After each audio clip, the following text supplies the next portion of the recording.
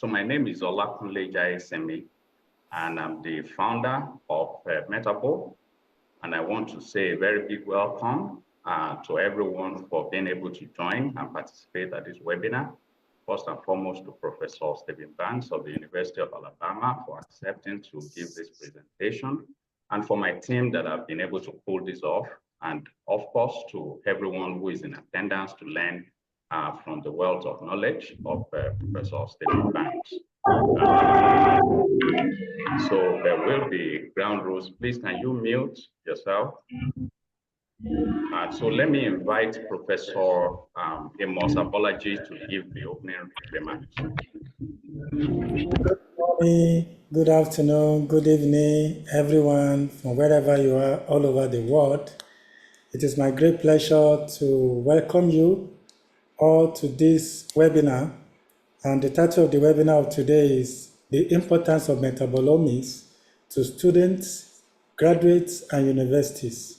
And this webinar is organized by MetabHole in collaboration with the Drosophila Research and Training Center in Nigeria. We are truly honored to have Professor Stephen Banks as our distinguished speaker, and also we are grateful that he accepted to give his insight regarding the metabolomics as a very important tool to help African scientists. We are also grateful that his wife is also with us this day. Thank you very much.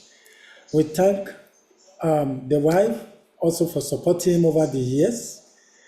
Apart from the speaker, we also want to thank the participants from all over the world who are joining us for this event. We thank you for taking interest in this webinar. We also look forward to your active participation during the question and answer session. One of the objectives of this webinar is also to bring about partnership with African institutions and MetabHole to be able to ensure increasing training for research with the application of metabolomics. And once again, we want to thank you for being here, and we hope that you will have a very fruitful time at this webinar. Thank you very much. And thank you for Dr. Olakunle.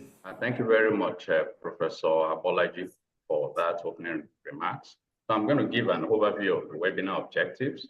But first, for every participant, if you can drop in the chat, your introduction, brief introduction, what your name is, what institution you are representing, and where you are joining from, so that everyone can meet every other person and know where you're coming from, and then you can have some interactions.